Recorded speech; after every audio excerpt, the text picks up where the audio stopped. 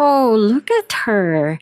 Malakas at mapanuyang wika ni Doña Cleta sa mga kaibigan habang nakatitig kay Sayin. Still pretending like she belongs here. Nagtawanan ng mga bisita. Lumingon si Sayin sa paligid. Umaasang hindi siyang pakay ng panlalait. Pero siya nga. Sayin, bakit hindi ka nalang umuwi? Matalim na tanong ni Doña. I mean, seriously? You think you still have a place in Liam's world?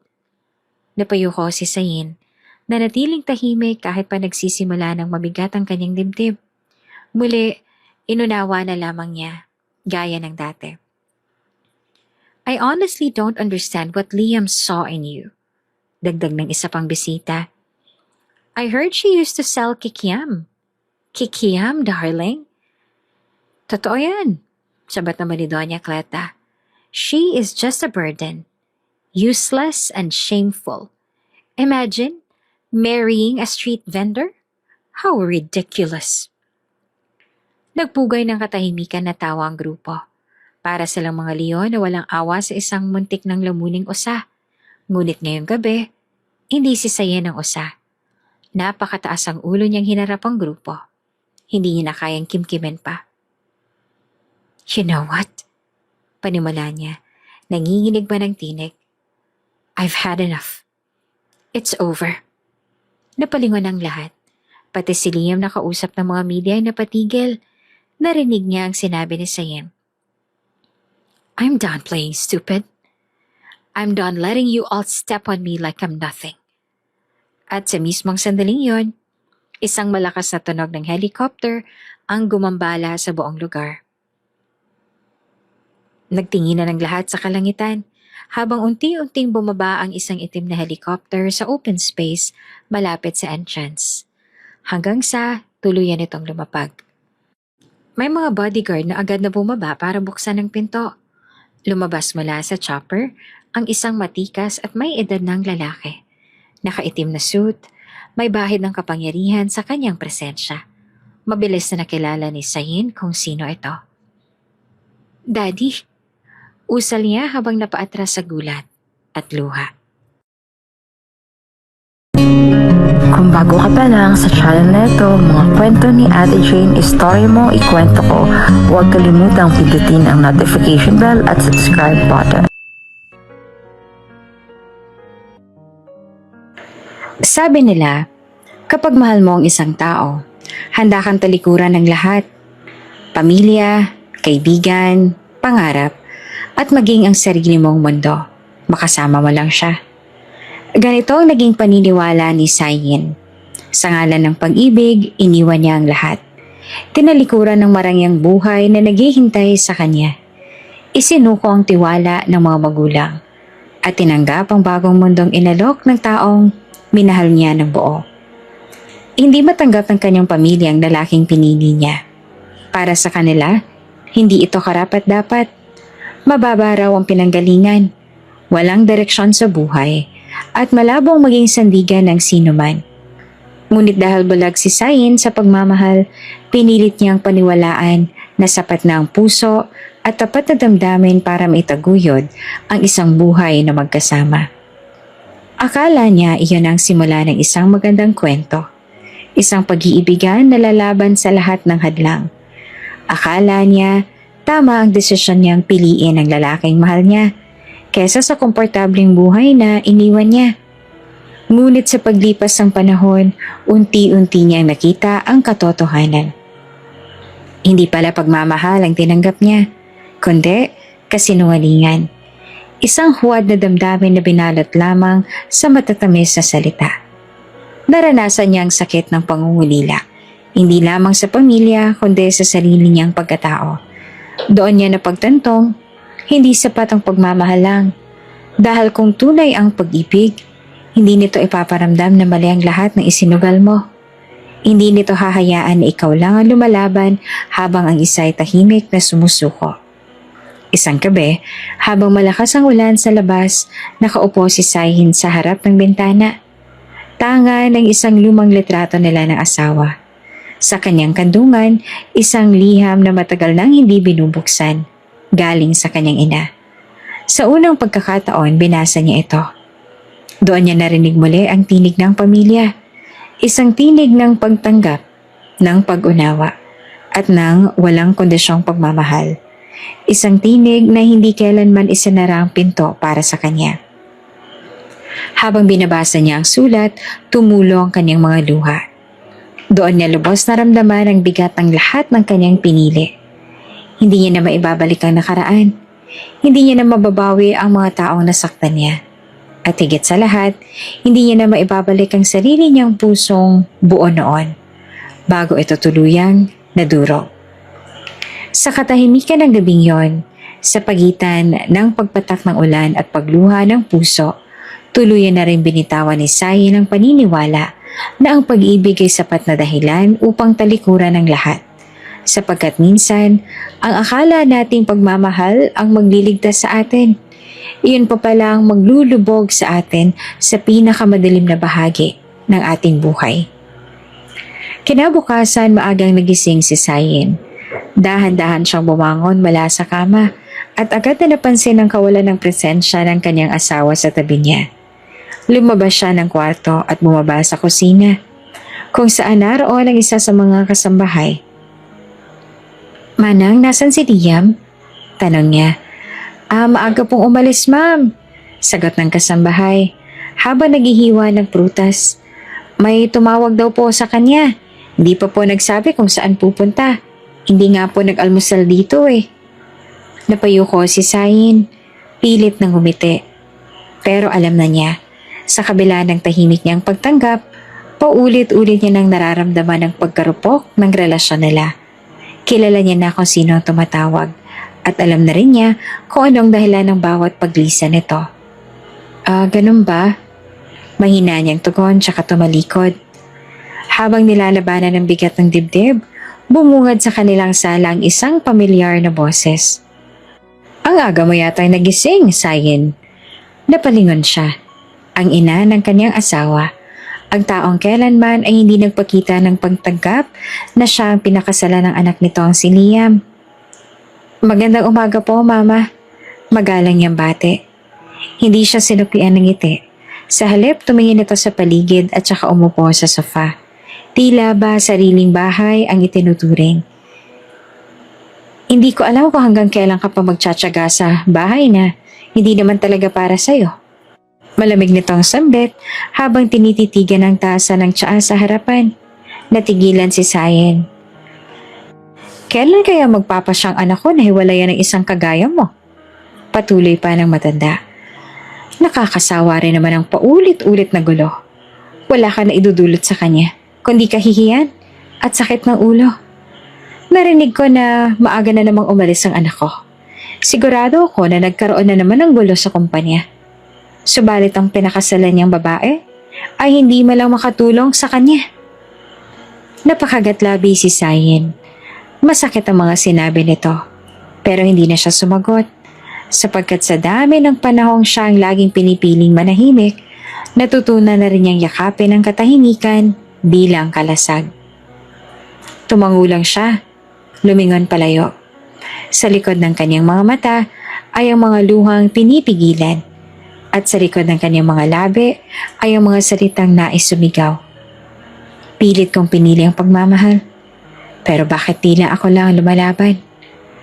Mabuti na lang at hindi na nagtagal doon ang stepmother niya na sa tingin niya ang tangi lang sadya ay ipamukha sa kanya na wala siyang kwenta kasi hindi man lang siya nakakatulong sa kanyang asawa. Gabing-gabi na nang sa wakas ay bumukas ang pinto ng kanilang bahay. May katagalan bago pumasok ang lalaki. Agad na bumangon si Sayin mula sa sofa kung saan siya halos buong magdamag na naghihintay. Nakabukas pa rin ang ilang ilaw at malamig na kape sa lamesita na inahanda niya kanina pa. Pagkabukas ng pinto, naaamoy agad ni Sayin ng amoy ng alak na halos sumalubong sa kanya kasabay ng pagdating ng asawa. "Liam?" Mahina niyang tawag habang lumalapit. "Ano oras na? Bakit ngayon ka lang umuwi? Ni hindi ka malang nag-text." Pero hindi siya nito pinansin. Walang imik, walang tingin. Tila ba isa lamang hagdan na para bang pagod sa mundong ayaw nitong harapin. Wait, sandali lang. Makinig ka naman, please. Habol-habol ni Sayen habang tinutumbok ang paakyating landas ng asawa. Pagpasok ng lalaki sa kanilang silid, kasunod rin agad si Sayen. Hinabol niya, hindi dahil gusto niya makipag-away, kundi dahil gusto niyang marinig. Kahit kaunting paliwanag, kahit kaunting pagkalinga. Kanina bumisita si Mama. Bungad niya habang sinusundan ito ng tingin. Pinipilit ipulupot sa katahimikan ang hagad niyang pag-unawa. She was here out of nowhere. Dumating siya. Hindi siya nilingon ng asawa. Tahimik lang ito nagtanggal ng sapatos at isinabit ang coat sa gilid ng upuan. Parang wala siyang narinig. Mahal, please, makinig ka naman. Kahit ngayon lang She said something. Hindi siya naging maganda sa akin. Patuloy ni Sayen. Bakas na sa tinig niya ang pagkapit sa manipis na pag-asang maririnig siya ng taong mahal niya. Pero ang sagot nito, mariin, malamig at walang pag-aalinlangan. Kung ano man yung sinabi ni Mama, sigurado akong totoo yan. Parang may isang matulis na bagay ang bumaon sa puso ni Sayen. Hindi man lang ito analam kung ano ang sasabihin ng ina nito. Wala na talaga itong balak na pakinggan ang side niya dahil sa malaki ng tiwala nito sa kanyang ina. Tinanong niya ako kung kailan mo daw ako hihiwalayan. Mahina, pero matatag ang kanyang tinig. Pinipigilan ang pagbagsak ng luha, ngunit hindi mapigil ang panginginig ng kanyang mga kamay. Bigla na lamang pumasok ang lalaki sa banyo. Hindi nagsalita. Hindi lumingon. Para bang ang bawat salitang binitawan ni Sayen ay hangin lang na dumaan sa kanyang tenga. Naiwang nakatayo si Sayen sa gitna ng silid. Tinitigan niya ang pintuan ng banyo na marahan ang nagsara. Doon niya naramdaman ang bugso ng sakit na matagal niya nang ikinukubli. Hindi siya sigaw ng galit, kundi isang masinsing bulong ng pagkabigo. Tahimik na umupo si Sayen sa gilid ng kama. Pilit nilunok ang sakit. Ngunit sa mga sandali na iyon ay sinisisi niya rin ang kanyang sarili kung bakit niya nga ba nararanasan ang lahat ng ito. Mabilis lumipas ang mga araw. Mabilis pero paulit-ulit ang sakit. Halos hindi na dumadaan si Liam sa bahay. Kung umuwi man, 2:00 o 3:00 na ng madaling araw. At kung nandyan man ang kanyang asawa, pakiramdam ni Sayen ay parang wala rin ito. Ang dating masiglang tahanan ay tila naging isang malaking kulungan ng katahimikan. Isang tahanang puno ng mga bakas ng pagmamahala noon na ngayon unti-unting naluluma at nabubura. Araw-araw na lang, si Sayen ay naiiwang mag-isa. Nagtatanong ang isip niya kung saan ba pumupunta ang asawa niya, kung sino ang kasama nito, kung ang babae na naman ba nito, at kung bakit palagi na lang siyang hindi pinipili, kahit pa binibigay at sinuko niya naman ang lahat. Hindi siya manhid. Ramdam niyang sinasadya nilang iparamdam na hindi siya mahalaga. Parang sinasabi ng bawat katahimikan ni Liam na kaya nito na wala siya, na iyon ang gusto nito. Hanggang sa isang hapon, habang nakaupo si Sayen sa dining area, at pilit nilalabanan ng sarili sa pagbuborda ng tela, lumapit sa kanya si Aling Nida.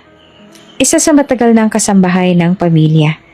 May hawak itong polo na pamilyar kay Sayen. Isang light blue na polo na madalas isuot ni Liam sa mga meeting nito. Ma'am Sayen, maingat ang boses ni Aling Nilda. Parang nagdadalawang isip kung dapat ba itong magsalita o hindi. Tanong ni Sayen habang hindi pa inaalis ang tingin sa hawak niyang tela. Nakita ko po ito sa laundry kanina. Yung polo po ni Sir Liam. Doon lamang niya tiningnan ang inaabot ni Aling Nida. Pagkakuha niya ng polo, agad tumambat sa kanyang paningin ang isang pulang maraka sa may kwelyo. Isang matingkad na pulang lipstick stain.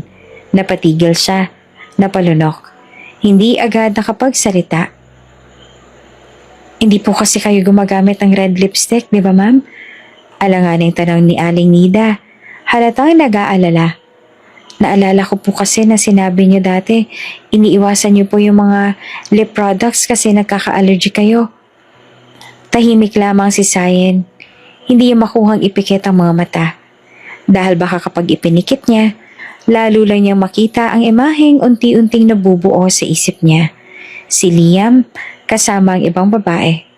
Hinahayaang may ibang labi ang dumampi sa labi nito. Ramdam ni Sayen na unti-unting humihigpit ang dibdib niya. Para siyang nauubusan ng hangin kahit ang dami-dami sa paligid. Ma'am, marahang tanong ni Aling Nida. Okay lang po kayo?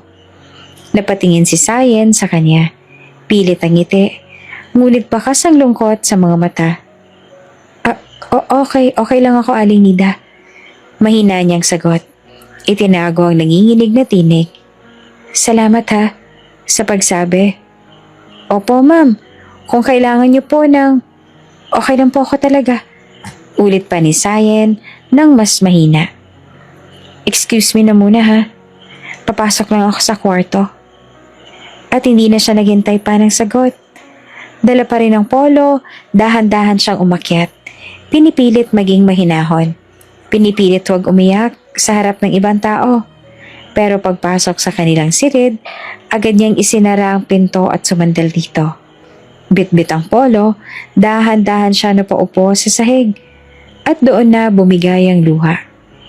Tahimik lang siyang umiyak. Hindi siya sumisigaw. Hindi siya nagwawala. Tahimik lang, pero wasak. Ang mga palad niyang humahawak sa polo ay nanginginig. Habang ang luha niya ay walang tigil sa pag-agos. Hindi niya na kailangang tanungin si Liam. Hindi niya na kailangang humingi ng paliwanag. Dahil minsan, sapat na ang isang mantsa para makita ang buong katotohanan. Ang pinakamasakit pa, hindi lang siya niloko, kundi binaliwala. At sa mga sandaling yon, ang tanging tanong sa puso niya ay, hanggang kailan ko kakayanin to?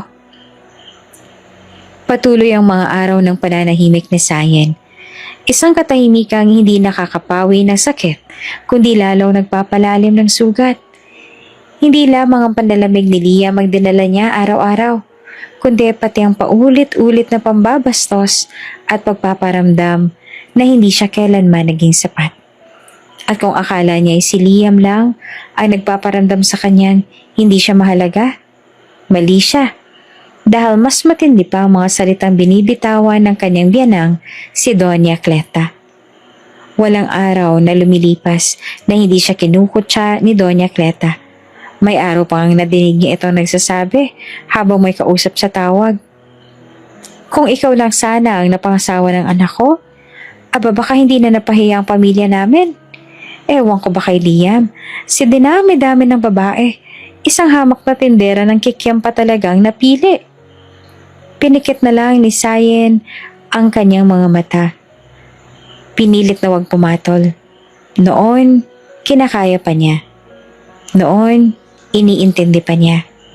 Hanggang sa naging sukdulan ng pagmamahiya nito sa kanya, kaya dumating ang araw na iyon, isang linggo ng hapon, habang ang araw ay mataas pa, ang buong mansyon ay abala sa pagtanggap ng mga bisita. Dumating ang mga amiga ni Doña Cleta. Ang mga babaeng halos kasing edad nito, mga mayayaman, makikintab ang alahas, at mababangong pabango na parang hindi marunong pagpawisan. Ay, Cleta, ang laki ng bahay mo, parang palasyo. Of course, hindi naman namin kayang tumira sa maliit Tawag pa ni Doña Cleta habang pinapaupo ang mga bisita sa sala. Tahimik lang si Sayen sa isang tabi, may dalang tray ng juice. Ayaw niya sana magpakita pero pinilit siyang ipakita ni Doña Cleta. Hindi siya makatanggi. Pagkakita sa kanya ng isa sa mga bisita, agad na nagtaas ng kilay ang isa, si Madam Terry. Ay, siya ba yung asawa ni Liam? Yup. Sagot naman ni Doña Cleta, sabay irap. Ayan ang napangasawa ng anak ko. Napatingin si Sayen sa kanila. Kahit papilit niyang iniwasan ang tingin ng mga ito, pinilit niyang ngumiti. Maganda nga siya, tulad ng sinabi nila. Pero hindi ba't Ang sabi mo ay isa lang siyang tagatinda ng street foods?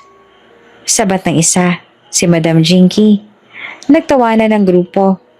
Ngumiti si Doña Cleta, pero hindi yon masayang ngiti. Iyon ay ang mapanghusga at mapanirang ngiti. Yes, isang hamak na tagatinda ng kikiam. Paborito niya ng anak ko noon. Kaya siguro napaibig. Sabi ko naman sa kanya na marami naman ng iba riyan. Aba ewan ko rin ba't pumili pa rin siya ng isang pabigat. Grabe ka naman, Cleta. Hirit naman ni Madam Jinky. Anong naisip ng anak mo, no? Grabe ang downgrade. Ako rin, hindi ko alam. Tawa ni Doña Cleta. Wala man lang sa kalingkingan natin ang napili niya. Palamunin lang dito sa bahay. Wala namang niiambag sa negosyo ni Liam. Isang malaking abala. Nakakahiya tuloy. Habang tumatawa ang mga bisita, pakiramdam ni Sayen ay para siyang unti-unting nilulunod sa sarili niyang kahihiyan. Hindi siya makatingin. Pinili na lang niyang yumuko. Pilit niyang kinukumbinsi ang sarili na magiging matatag. Pero hindi niya kayang pigilan ng pagsisikip ng dibdib niya. Para siyang batang iniwan sa gitna ng entablado habang pinagtatawanan ng lahat. Isang bisita ang muling nagsalita. You know what, Cleta? Kaya siguro hindi na bumabalik-balik ang anak mo rito. Baka nga nagsisisi na. Hindi na siya umimik. Sa kanyang pagkakayuko, pinigilan niya ang luha. Hindi dahil ayaw niyang ipakita ang kahinaan niya, pero dahil alam niyang walang makikinig. Wala ni isa sa kanila ang makakaintindi sa sakit na dala ng bawat salitang binibitiwan ng kanyang asawa, ng kanyang biyanan, at ng mga taong wala namang alam sa pinagdadaanan niya. Gusto niyang tumakbo palabas pero pinili niyang manatili roon. Nagkukuble sa katahimikan. At sa kabila ng lahat ng iyon, isang tanong lang ang paulit-ulit sa kanyang puso. Maaga pa lamang igising na si Sayin.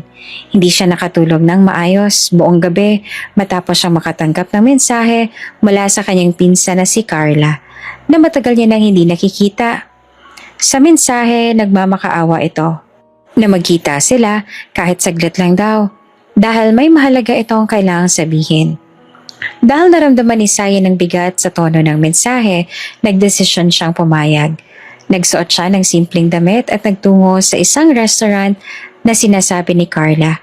Malayo ito sa mansyon. Malayo sa mapanghusgang mata ng kanyang biyanan.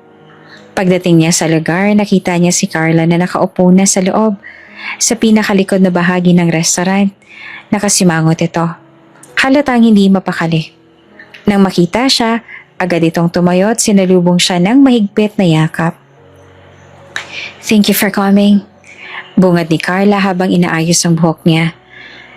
I wasn't sure you'd still want to see me. Umupo silang dalawa. Tahimik muna silang nag-order ng kape at tinapay. Ngunit hindi na nakatiis si Carla. Halatang matagal na nitong kinikim-kim ang nais sabihin.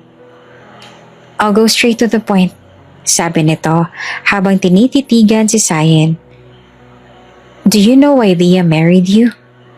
Napakunot ang noo ni Sayin. Hindi siya agad nakasagot. Why are you asking me that? Tiningnan ni Carla ang kape nito. Because you deserve to know the truth. I heard everything from my mom. And from someone close to Liam. Huminga ito ng malalim.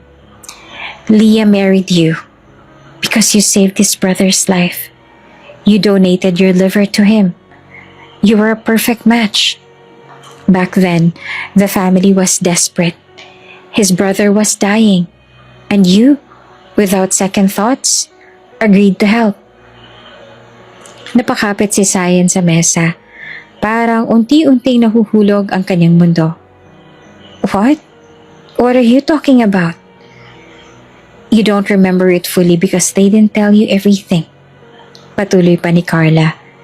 You were in and out of the hospital. The surgery was done in secret under a different name. But you saved him, Sayin. You saved their family. You became their hero. And Liam, he married you out of utang na loob. Napayuko si Sayin. Naramdaman niya ang panlalamig ng kanyang mga daliri. Pilit niyang inuunawa ang bawat salitang narinig niya. Napakuyom naman ang kamao ni Carla. But now that his brother is well, now that their promise is fulfilled, he wants to let go of you. He's planning to leave you, Sayen. He wants to move his girlfriend into a condo. He's been seeing her even before you two got married. Napaluha si Sayen. Hindi siya makapagsalita. All this time, I thought I was just not enough. I thought I did something wrong. I tried so hard to be a good wife. Carla reached out and held her hand. Have they done anything else to hurt you? Dito na bumulwak ang luha ni Sayen. Isa-isang bumulong sa kanyang lahat ng alaala. Ang mga sarkastikong ngiti ni Doña Cleta, ang mga panlalamig ni Liam, ang mga salita ng mga bisita, ang katahimikan sa hapagkainan, at ang mga gabing umiiyak siya ng palihim. They humiliate me every day. Sagot niya habang patuloy ang pag-agos ng kanyang luha sa pisngi. His mother treats me like a maid. She always mocks me for being poor, for selling fish balls and kikiam before she even called me a burden. Liam, he doesn't even look at me anymore. He sleeps in another room. I feel like I don't exist. Nagpantay ang tenga ni Carla. Damn him, Carla muttered. You don't deserve that. You gave him everything, Sayen. You gave his family life. And this is how they repay you? Pinunasan ni Sayen ang luha. Do you think I should leave him? Walang pagdadalawang isip na sumagot si Carla. Yes, please. Leave him before they destroy what's left of your heart. Go back to your parents. Go back to the life that made you strong in the first place. Napatingin si Sayen sa bintana. Tahimik ang labas. May ilang sasakyang dumaraan. Parang ang puso niya patuloy sa pagdaan ng sakit. Pero hindi pa rin humihinto sa pagtibok. Do you think Mom and Dad will still take me back? After everything? After I left them for Liam? Carla's eyes softened. Of course they will. They've been waiting for you. Uncle and Auntie, they've missed you every single day. They never stopped asking about you. They still talk about you like you're coming home tomorrow. They're your family. You were never forgotten. Muling bumagsak ang luha ni Sayen. Hindi niya akalain sa dinami-dami ng panahon na pinalipas niya sa katahimikan, may mga taong naghihintay pa rin sa kanyang pagbabalik. I don't know where to start. Carla smiled and squeezed her hand. Then let's start with leaving this place. You've already given too much, Sayen. This time, it's your turn to live. Ang araw ng grand opening ng bagong resort na pagmamay-ari ni Liam ay dumating na rin. Magarpo ang lahat. Naglalakihan ng mga dekorasyon. Ang mga bisita ay pawang mga kilalang personalidad, negosyante at mga socialite. Kompleto rin ang press at media coverage. Isa ito sa mga pangarap ni Liam, ang magpatayo ng sariling resort. At ngayon, katuparan na ito. Nandoon si Sayen. Maaga siyang dumating. Nakaayos at suot ang simpleng beige na dress na akma sa okasyon. Ngunit hindi kasing mamahalin ang suot ng mga iba. Kahit hindi siya pinahalagahan ng asawa niya nitong mga nakaraang araw, pinili pa rin niyang sumipot bilang suporta. Kahit paano, umasa siyang baka kahit minsan makaramdam siya ng respeto mula sa mga taong paulit-ulit siyang tinatapakan. Ngunit hindi ganoon ang nangyari. Sa gitna ng programa, habang abala ang mga bisita sa pakikipagkwentuhan at pagkuha ng mga litrato, nilapitan siya ng ina ni Liam. Kasama ang mga amigas nito, may hamak pang wine glass habang naglalakad palapit sa kanya. Oh, look at her! Malakas at mapanuyang wika ni Doña Cleta sa mga kaibigan habang nakatitig kay Sayen. Still pretending like she belongs here.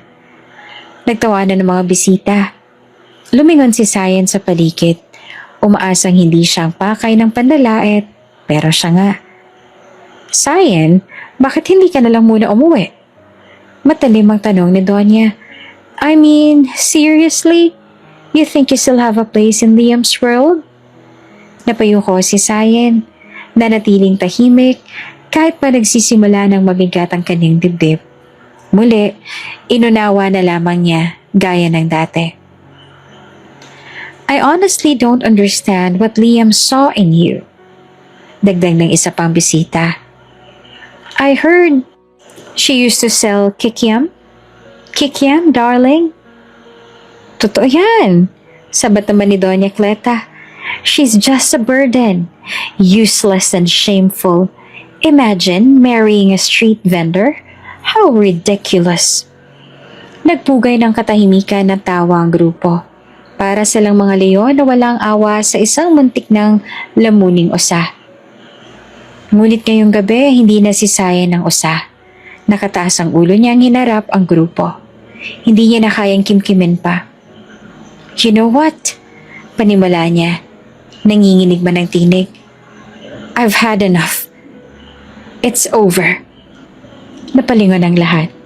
Pati si Liam na kausap ang mga media ay napatigil. Narinig niya ang sinabi ni Sayan. I'm done playing stupid. I'm done letting you all step on me like I'm nothing. At sa mismong sandaling yun, isang malakas na tunog ng helicopter ang gumambala sa buong lugar. Nagkatinginan ang lahat sa kalangitan habang unti-unting bumaba ang isang itim na helicopter sa open stage malapit sa entrance. Hanggang sa tuluyan itong lumapag. May mga bodyguard na agad na bumaba para buksan ang pinto nito. Lumabas mula sa chopper ang isang matikas at may edad ng lalaki. Nakaitim na suit. May bahid ng kapangyarihan sa kanyang presensya. Mabilis na nakilala ni Sayan kung sino ito. Daddy? Usal niya sabay na paatras sa gulat at luha. Hindi na siya nag-aksaya ng panahon. Agad siyang tumakbo, palapit, humahagulgol. Daddy? Sayan, my princess. Maluwag na yakap ang sinalubong sa kanya ng ama. Parang bata si Sayan na yumakap ng ubod ng higpit sa ama. Para bang doon lamang siya ulit nakahinga. Halos mapaiyak din ang kanyang ama habang hinahaplos ang buhok niya. I've been looking for you, anak. And now I'm here. I'm here to take you away. Natahimik ang buong paligid. Walang kahit sinong kumibo. Ang mga bisita, ang kanyang asawa, si Doña Celestine, lahat ay tila nabilaukan sa biglaang pangyayari. Wala ni isang makatingin ng diretsyo sa mag-ama. Pagkatapos ng mahigpit nilang yakapan, tumingala si Sayan sa kanyang ama. Luhaan, ngunit may liwanag na sa mga mata. What are you doing here, Daddy? Tanong niya na halos pabulong. I came to bring you back home. Sagot nito ng mariin. You don't belong here. Not with these people. From now on, no one will hurt you again. At nang marinig iyon, para bang gumaan ang mundo ni Sayan. Hindi niya na kailangang magsalita pa. Hindi na kailangang ipaliwanag ang lahat. Ang pagdating ng kanyang ama ay tila pagdating ng katarungan, ng pag-asa, ng bagong simula. Sa wakas, may taong lumaban para sa kanya. Nakatulala pa rin si Liam sa kinatatayuan niya habang nakikita ang yakap ni Sayan at ng lalaking bagong dating. Halatang hindi nito alam kung ano ang nangyayari. Tumigil ang press sa pagkuha ng litrato at pati ang mga bisita ay hindi na makatingin ng diretsyo sa mag-ama. Ang bawat segundo ay tila huminto habang pinanonood ng lahat ang sandaling iyon. Ang muling pagkikita ng mag-ama, puno ng emosyon, tahimik, ngunit mas matindi pa sa kahit anong sermon o sigawan. At nang maramdaman ni Sayan na handa na siyang harapin ang lahat, lumingon siya sa paligid. Pinunasan ang kanyang luha at saka muling tumingin sa ama. Ngunit bago pa man makapagsalita ang pamilyar na tinig, ay sumigaw sa likod. Sayan? Tawag ni Liam. Marahas ang hakbang papalapit. What's the meaning of this? Hinahabol ng takot at galit ang kanyang boses. Halatang hindi nito matanggap ang sitwasyon. Nang makita nitong paalis na si Sayen kasamang isang taong hindi nila inaasahan, agad itong lumapit. Pero hindi na ito nilingon ni Sayen. Wala na siyang lakas. At higit sa lahat, wala na siyang dahilan para manatili pa. Wala na siyang kailangang ipaliwanag, lalo na sa taong paulit-ulit siyang binigo. Hindi siya nagsalita. Tumalikod siya at muling hinawakan ang kamay ng kanyang ama. Magkasabay silang sumakay sa helicopter habang ang lahat ng tao ay nananatiling tahimik. Tila nahihiyang huminga. Sa isang iglap, iniwan niya ang lahat ng sakit, lahat ng alaala, at ang buhay na minsang akala niya ay para sa kanya. Pagkasara ng pinto ng chopper at habang unti-unti silang lumilipad palayo sa lugar, ay saka lamang muling nagsalita ang kanyang ama. "How are you now, princess?" Tanong nito habang nakatingin sa kanyang anak na kanina lamang ay niyuyurakan sa harap ng maraming tao. Sayen managed a faint smile. "I'm okay now, Daddy, because I'm with you." Doon na rin tuluyang bumagsak ang mga luha niya, hindi na dahil sa sakit, kundi dahil sa kaginhawaan. Sa wakas, safe na siya. Sa wakas, naramdaman niyang ulit ang pagmamahal, ang walang kondisyong pagmamahal. Pinagmasdan siya ng kanyang ama. Halatang kinukubli rin ito ang emosyong pilit sumisilip sa mga mata niya. "Do you want to tell me what happened? What did they do to you?" Tumango si Sayen, bahagyang nag-aalangan. How did you know where I was?" Sumagot ang kanyang ama ng marahan, ngunit buo ang tinig.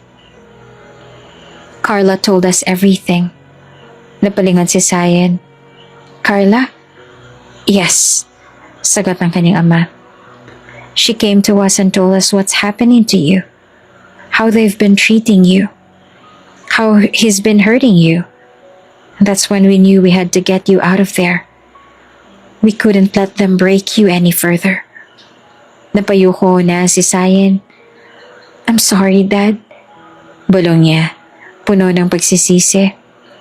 "I should have come home sooner. I should have listened. I thought I had to prove myself." Marahang iniling ng kanyang ama ang ulo at hinaplos ang kanyang buhok. "No, anak," bulong nito. "Don't apologize. I understand. Sometimes we make choices because we love. But love shouldn't hurt you like that. I'm just glad you're here now. That's what matters. You're safe. You're home." "Thank you," mahinang sagot ni Sayen at muling napaiyak. At sa dulo ng pag-uusap, niyakap siyang muli ng kanyang ama. Mahigpit, buo at puno ng proteksyon. "I promise you, my princess, no one will ever harm you again. Not while I'm here. Not while you're with us." At habang papalayo ang chopper sa lugar na minsan ay naging kulungan ng kanyang katahimikan, nakita ni Sayen sa ibaba ang mga liwanag ng resort na ngayon ay tila wala ng saysay. Wala ng saysay ang kayamanan, ang kasikatan, ang pangalan, kung wala namang tunay na pagmamahal. Dahil ngayong kasama niya na ang kanyang ama, doon pa lang siya tunay na nabubuhay. Paglapag ng chopper sa pribadong helipad ng Montessori Estate, agad na bumungad ang malawak na engrandeng tanawin ng kanilang mansyon. Isang malapalasyong tahanan na tahimik na nakatayo sa gitna ng berdeng hardin, napapalibutan ng mga fountain at marmol na estatwa. Sa harap ng mga hagdan naghihintay ang kanyang ina. Mahigpit na yakap ang baon, habang nangingilid ang luha sa mga mata nito. Pagkababa pa lang ni Sayen, agad siyang sinalubong ng kanyang ina. Wala nang salitang kailangang sabihin noon. Isang yakap lang ang naghatid ng lahat ng damdaming kinimkim sa loob ng mahabang panahon. Mahigpit ang yakap ng ginang. Tila ba nais nitong burahin ang lahat ng sakit at gabing niluha ng anak niya nang wala siya sa piling nila. "Anak ko," garalgal ang boses ng kanyang ina. "Anak ko, nagbalik ka na." Yumakap din si Sayen pabalik. Halos hindi makapaniwala na muli niyang maramdaman ang init ng tahanan. Ang yakap ng isang ina ang matagal niya nang hinanap sa gitna ng sakit at pangungulila. I'm so sorry, Mama. Bulong ni Sayen. Halos hindi marinig dahil sa kanyang luha. I should have never left. I thought I could make it on my own. Marahang inaplos ng kanyang ina ang kanyang buhok. It's okay, anak. I'm not angry. I was never angry. Mahina ngunit puno ng damdaming sabi nito. Masaya ako ngayon dahil nagbalik ka na. Buo na tayo ulit. Dumating ang kanyang ama. Lumapit at marahang niyakap din silang dalawa. Sa gitna ng yakap, doon na nagbitiw ng pangako si Sayen. Isang pangakong mula sa puso. I promise, Mama, Papa, I won't leave again. I'll stay with you always. Nagtinginan ng kanyang mga magulang at kapwa sila na pangiti. Thank you, anak. Wika ng kanyang ama. Masaya kami ngayon. Wala nang hihigit pa sa pagbabalik mo. Sa gabing yun, tila isang ingranding pagdiriwang ang sumalubong sa kanya. Muling nabuhay ang buong mansyon sa kasiyahan. Parang isang prinsesang muling nagbalik sa kanyang palasyo. Ang bawat tauhan ng mansyon ay nakapila upang salubungin siya. May mga bulaklak, mga ngiti at yakap ng pagbabalik. Isa-isang niyakap ng mga taong dati niya nang tinuring na pamilya, ang mga hardinero, mga tagaluto, at maging ang matagal na nilang butler ay hindi na itago ang emosyon. Welcome home, Miss Sayen! Bati ng isa, napayuko pa habang nakangiti. Doon niya muling naramdaman ang buhay na para sa kanya talaga. Walang pang-aape, walang pandalait, walang pamimilit. Sa tahanang ito, siya si Sayen Montessori, ang pinakabatang anak ng isa sa pinakamakapangyarihang pamilya sa bansa. At walang dudang, isa rin sa pinakamayaman. At simula noong araw na yon, parang isang prinsesa na ang turing sa kanya ng lahat. Hindi dahil sa yaman, kundi dahil sa pagmamahal. Dahil sa wakas, bumalik na siya sa kanyang tunay na tahanan at sa tunay na mga taong nagmamahal sa kanya. Lumipas ang mga araw na para bang pinawi ng hangin ang lahat ng sakit na minsang dumurog sa puso ni Sayen. Sa piling ng kanyang mga magulang, unti-unti niyang naranasan muli ang buhay na tahimik, payapa at puno ng pagmamahal. Wala nang umaga na ginigising siya ng tensyon o panlalait. Wala na rin gabi na pinupuno ng luha ang kanyang unan. Sa bawat hakbang sa loob ng kanilang mansyon, sa bawat ngiting bumabati sa kanya, dama niya ang pagbabalik ng sarili niyang pagkatao na matagal nang nawala. Naging abala rin ang kanyang ama sa mga legal na proseso ng paghihiwalay nila ni Liam. Isang araw, habang magkasama silang kumakain ng tanghalian sa veranda, doon na inilahad ng kanyang ama ang tungkol sa pagsampa ng kaso. Anak, bungad ang kanyang ama. Marahang paglapag ng mga dokumento sa ibabaw ng mesa. Naumpisahan na ng abogado natin ang proseso ng annulment. Huwag mo nang alalahanin ang anuman sa legalities. Kami na ng mama mong bahala rito.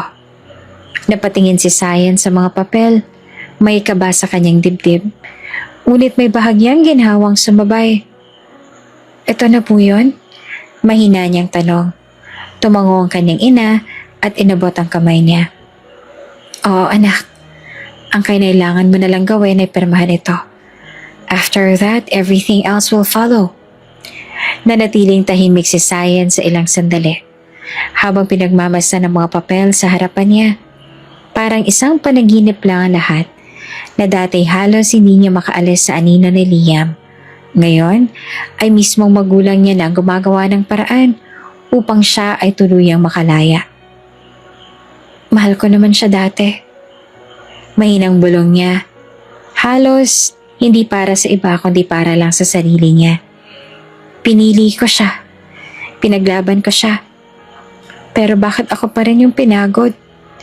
Hinawakan siya ng kanyang ina sa balikat.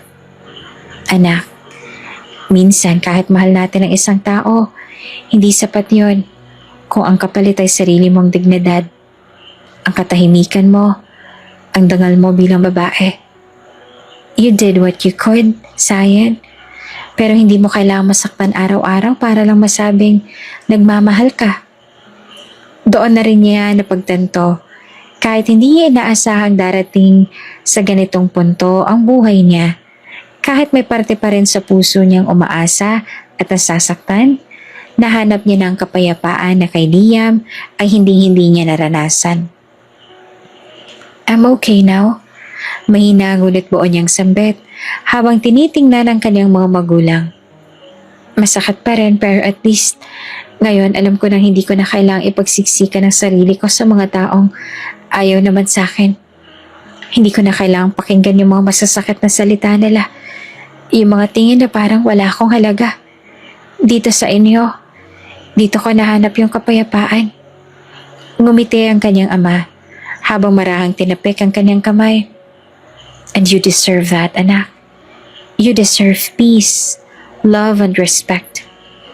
Niyakap siya ng kanyang ina sa gilid at sa kauna-unahang pagkakataon sa matagal na panahon, ngumiti si Saya ng totoo. Isang ngiting kahit may luha pa rin sa kanyang mga mata, dala na nito ang paghilom ng puso niyang minsang nagdusa. At sa araw na iyon, pinirmahan niya ang mga papel, hindi bilang tanda ng pagkatalo, kundi bilang pagwawakas ng isang yugto na hindi para sa kanya. Simula noon tinahak niya ng panibagong daan, hindi bilang asawa ni Liam, kundi bilang si Sayan Montessori. Lumipas pa ang ilang linggo mula nang pirmahan ni Sayan ang mga papeles ng annulment. Mula noon, ni Anino ni Liam ay hindi niya na muling nakita pa. Ni isang mensahe o tawag ay wala siyang natanggap.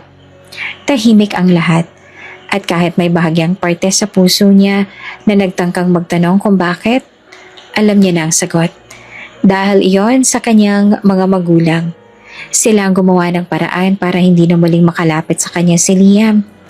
Sa lahat ng pagkakataong pwedeng bumalik ito para magpaliwanag, humingi ng tawad o piliting ayusin ang lahat, pinutol na nila ang tulay pabalik. At bagaman may kirot pa ring naroon, mas pinili ni Saya na magpasalamat. Dahil sa katahimikan na iyon, muling naibalik sa kanyang sigla, ang kanyang mga ngiti, at ang mga gabing mahimbing ang tulog. Ngunit sa likod ng bagong katahimikan na iyon, may kakaibang nangyayari sa kanyang katawan. Sa mga nagdaang araw na papadalas ang kanyang pagkahilo, madalas ay sumusuka siya sa tuwing umaga, at minsan pa ay kahit wala siyang kinakain, ay tila sumusuray ang kanyang paningin. Isang gabi habang nakaupo siya sa veranda at umiinom ng mainit na tsaa, bigla na lamang siyang nawala ng malay. Agad siyang isinugot ng kanyang mga magulang sa ospital. Panay ang tawag ng kanyang ina sa kanya habang nakasakay siya sa kotse. Pinapainom ng tubig at pilit ginising. Pagdating sa ospital, agad siyang isinailalim sa mga pagsusuri. Ilang oras din ang lumipas bago bumalik ang doktor at lumapit sa kanyang kama habang hawak ang clipboard. Mabilis na tumayo ang kanyang ina.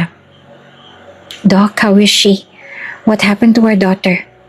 Ngumiti ang doktor bago nagsalita. She's okay now but she needs a lot of rest. And there's something you all need to know.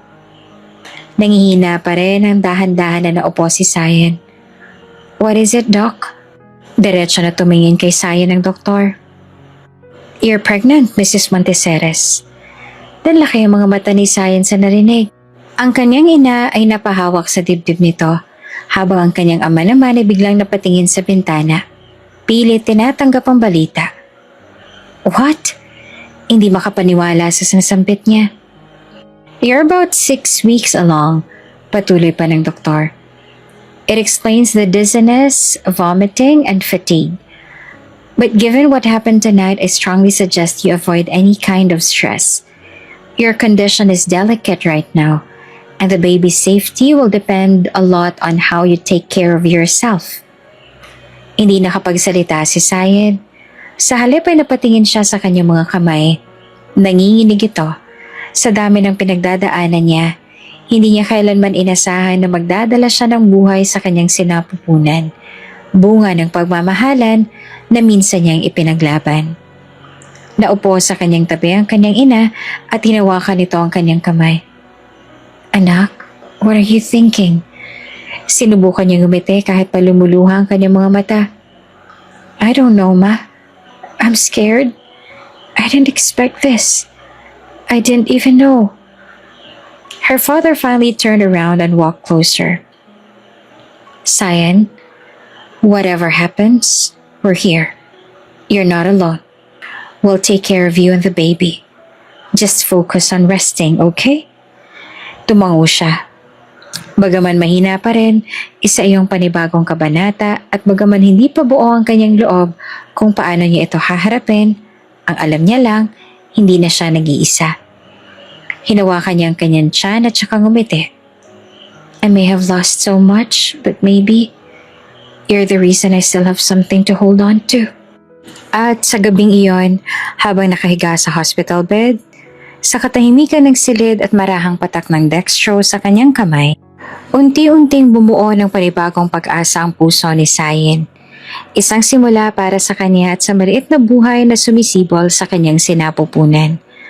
Bagaman hindi naging madali ang lahat, naging maayos ang pagbubuntis ni Cyan sa tulong ng kanyang mga magulang. Sa bawat buwan na lumilipas, sa bawat pagkakataong siya ay nakakaramdam ng takot, pangamba o pagkalito, nariyan palagi ang kanyang ina at ama upang iparamdam na hindi siya kailanman nag-iisa. Anak, hindi mo kailangang alalahanin ng ibang tao. Wika ng kanyang ina habang pinapahiran siya ng langis sa tiyan isang gabi. Ang mahalaga, ligtas ka. Ligtas ang anak mo. At totoo nga iyon. Sa unang pagkakataon sa mahabang panahon, ramdam ni Cyan ang uri ng pagmamahal na hindi kailanman nagkulang. Hindi niya kailangang ipaglaban ang sarili para mapansin. Hindi niya kailangang mamalimos ng kaunting atensyon o malasakit. Hindi tulad ng dati ng mga panahong pilit niyang pinapakinggan ng tibok ng puso ng isang taong unti-unti na pala siyang nilalayo sa kanyang sarili. Pagkatapos ng legal na pagwawakas ng kasal nila ni Liam, nagdesisyon si Cyan na iwan ang bansa. Ayaw niya na ng kahit anong koneksyon sa nakaraan. Kailangan niya na ng bagong simula para sa sarili at sa batang nasa kanyang sinapupunan. Kaya't nagtungo siya sa Europe, kung saan may property ang kanilang pamilya. Isang malawak at tahimik na bahay sa gilid ng lawa, malayo sa gulo ng syudad. Doon niya ipinagpatuloy ang kanyang pagbubuntis at doon rin niya isinilang ang kanyang anak. Isang malusog na sanggol na babae na agad niyang minahal sa unang tingin. You're my little miracle. Aniya habang yakap-yakap ito. You saved me. Hindi siya kailanman iniwan ng kanyang mga magulang. Dumadalaw ang mga ito buwan-buwan. Minsan ay nananatili ng ilang linggo. Sinisiguradong maayos ang kanyang kalagayan, na may sapat siyang pahinga, tamang pagkain at higit sa lahat, walang iniindang sakit sa puso. Ang kanyang ama ang madalas magdala ng prutas tuwing umaga, habang ang kanyang ina naman ang nagbabantay sa sanggol kapag kailangan niyang magpahinga. Sa kabila ng layo, hindi niya kailanman naramdamang malayo siya sa pamilya. At sa mga mata ng mga taong nakapaligid sa kanya, sa bagong lugar na tinutuluyan niya, isa siyang ina na may matatag na puso, na kahit muntik na itong madurog noon, ay muling nabuo dahil sa pag-ibig sa kanyang anak. Doon niya rin nahanap ang tahimik na buhay na matagal niyang hinangad. Walang sumbatan, walang masasakit na salitang binibitiwan, walang palaging tanong kung sapat ba siya.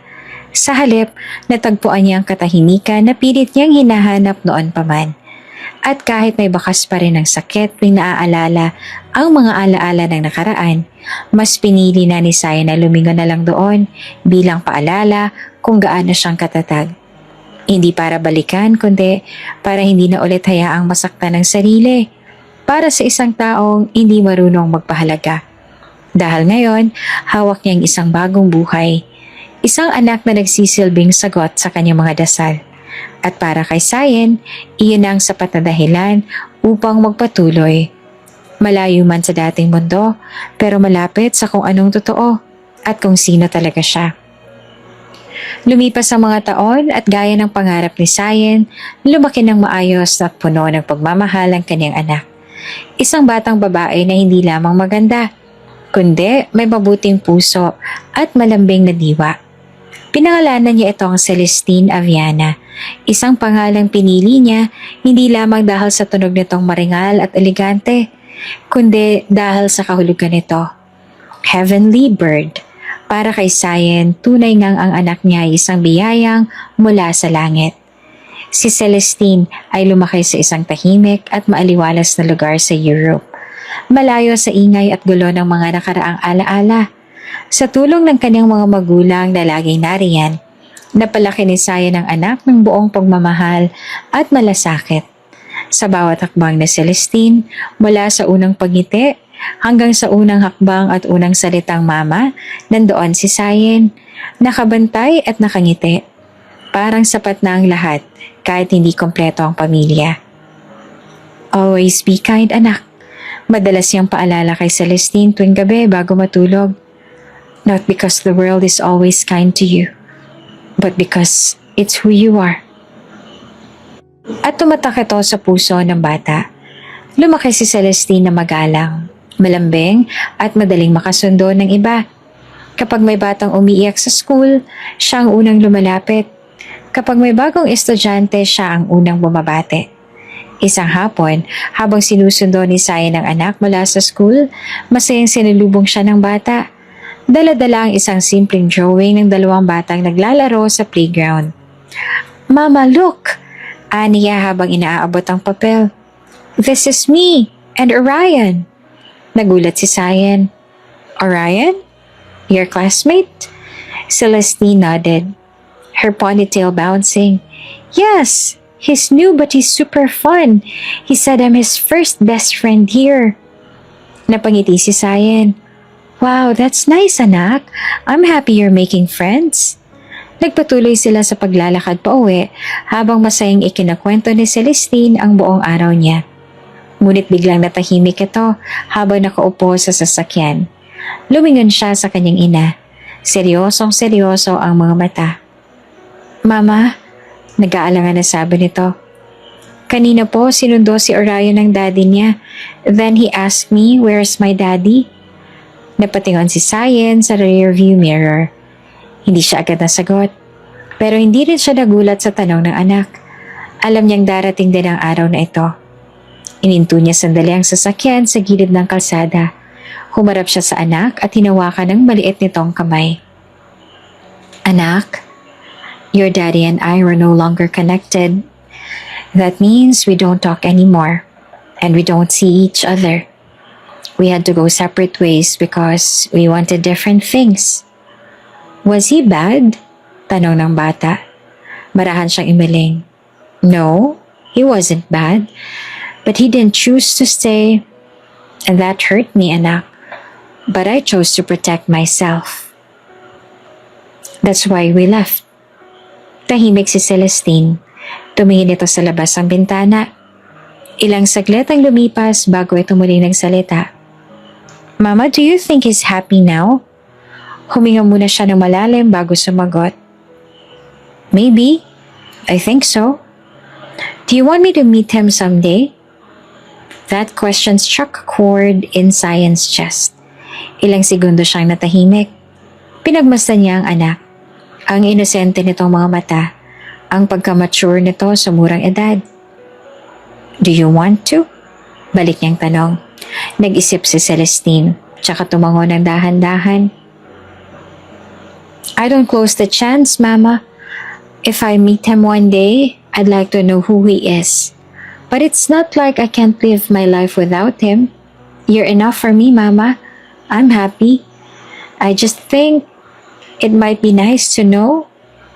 Napatitig si Sayen sa anak. Napaluha sa sagot nito. Hindi dahil sa lungkot, kundi dahil sa kakaibang katatagan ng batang kanyang pinalaki.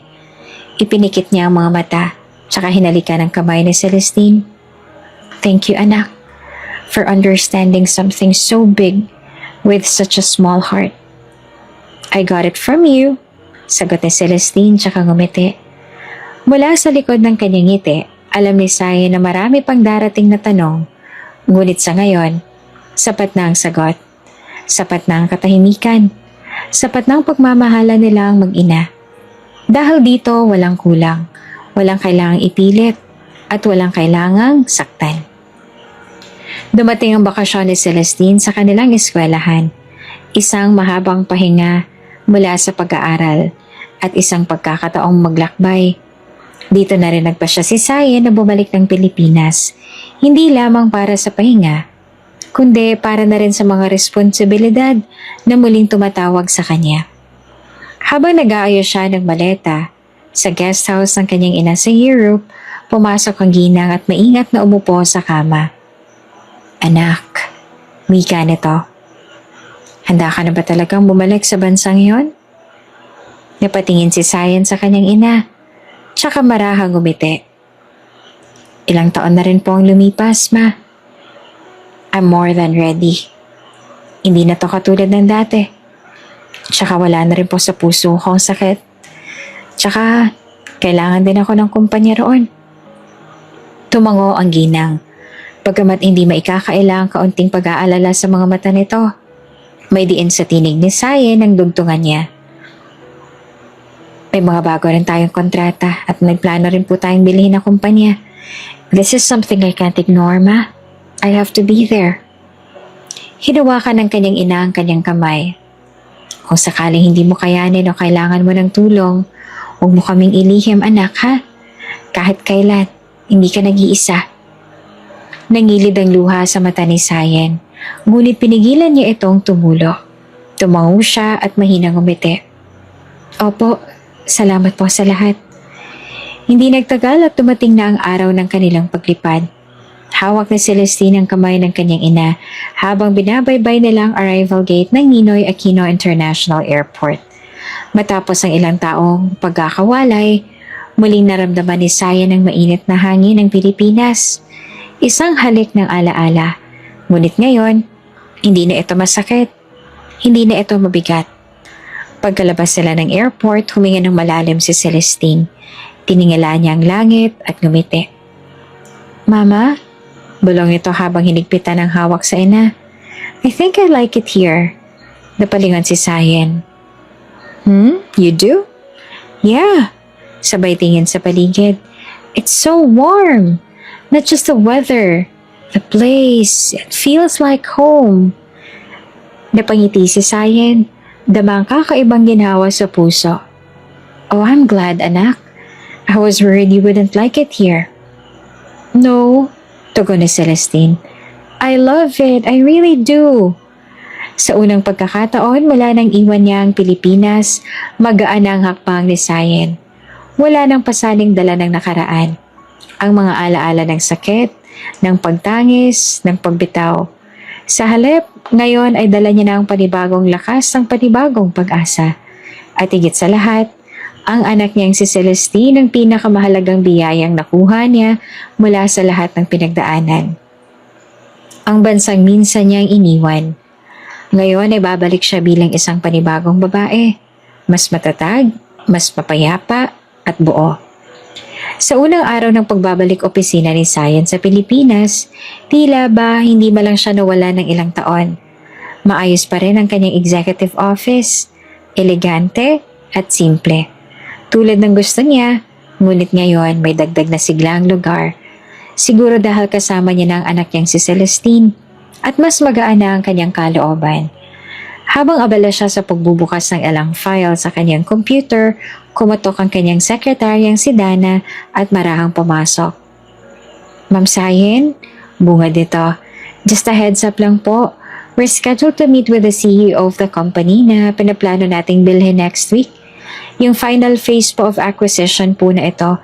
Pero may kaunting changes po sa structure ng ownership. So baka gusto niyo po munang silipin muna? Napatingin si Sayen mula sa kanyang laptop. Okay, paki-ready ng lahat. Ayoko ng last minute surprises. At pakiiwan na rin sa table ko yung documents para mapag-aralan ko. Noted, ma'am. Tumango si Dana at inilapag ang folder sa mesa ni Sayen bago lumabas ng silid.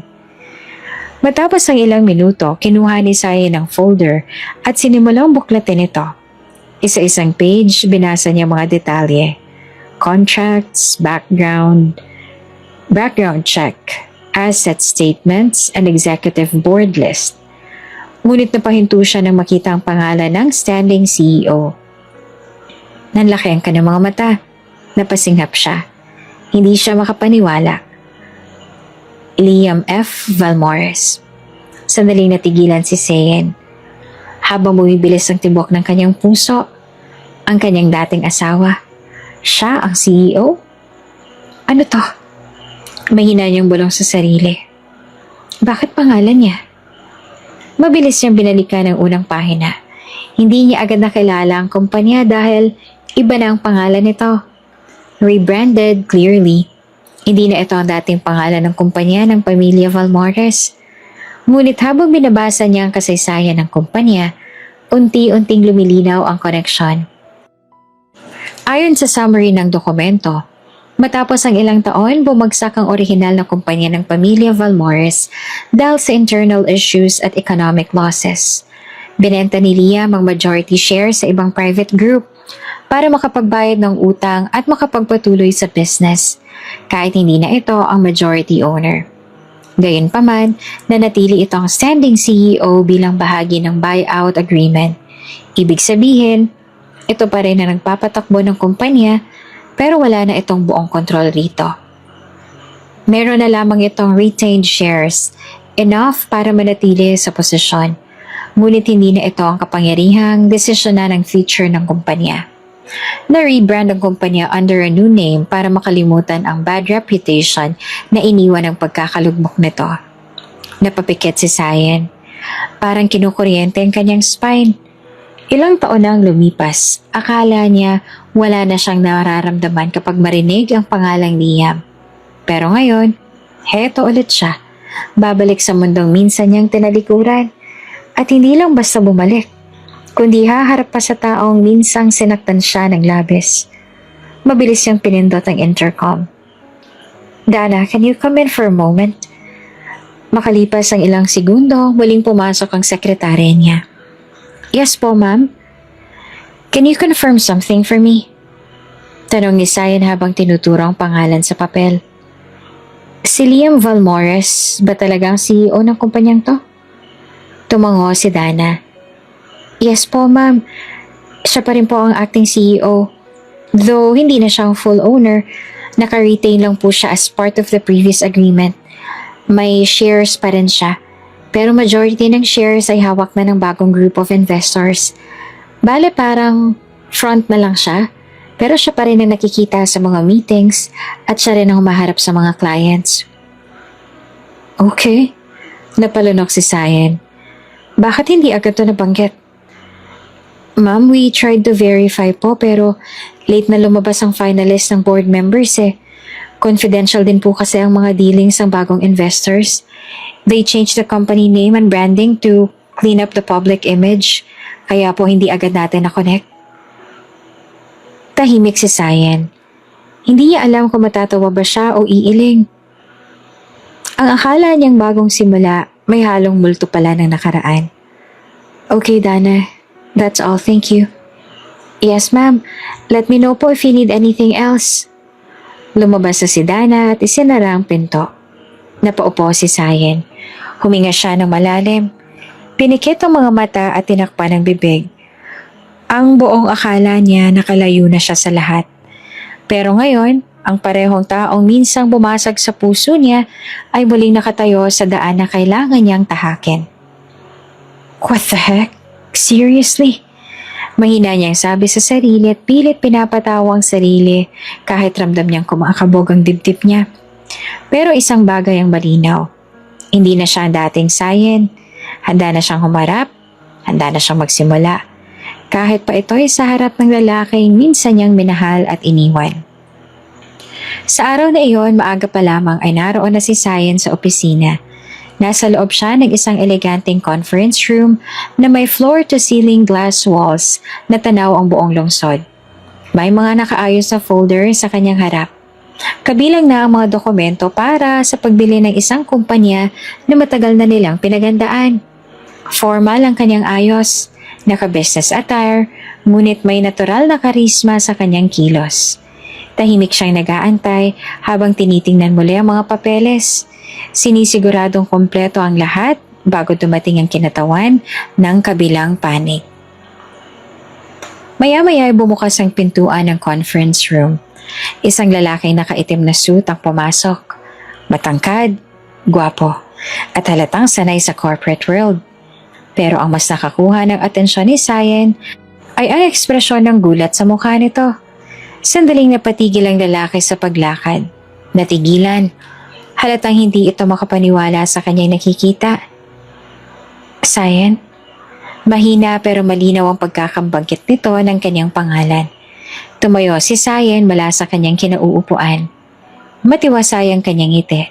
Kalmado ang kanyang kilos. Nilapitan niya ito nang walang bahid ng alinlangan. She extended her hand professionally. "It's nice meeting you, Mr. Valmores," she said with a graceful smile. Lalo pang lumalim ang gulat ng mga mata ni Liam habang nakatitig sa kanya. Hindi ito agad nakakilos, pero kalaunan ay tinanggap din ang kamay ni Cyan at nakipagkamay. Ramdam ni Cyan ang bahagyang paninigas sa mga daliri ni Liam. Hindi ito handa para rito. Halata iyon. Ikaw? Ikaw palang bibili ng kumpanya? Tanong ni Liam. Bakas ang hindi maipaliwanag na damdamin sa kanyang tinig. Yes, maikling tugon ni Cyan habang bumalik sa kanyang upuan. And honestly, I didn't know you were the standing CEO until I saw your name sa documents. Naglakad si Liam palapit sa kabilang dulo ng mesa at naupo. Tahimik, bahagyang luminga sa mga papeles bago muling tumingin sa kanya. So, ginagawa mo ba to para gumante? Tanong nito. Diretso pero may halong kabang tono. Bahagyang natawa si Cyan. Hindi sarkastiko, kundi puno ng tunay na kapayapaan sa puso. Gumante? Hindi ko na kailangan gawin yan. Sagot niya. I didn't even know it was you until recently. And for your information, wala na akong galit. I'm over it. I've moved on. And honestly, I'm much happier now. Natahimik si Liam. Napayuko ito sandali. Tsaka tumitig muli sa kanya. Sa mga mata nito, may bakas ng pagsisisi. Isang uri ng pananahimik na tila nais magsalita, ngunit alam niyang wala ng saysay. I'm sorry, Cyan. I know I've caused you a lot of pain. Mahinang sambit ni Liam. Ngumiti si Cyan. Banayad at hindi mapait.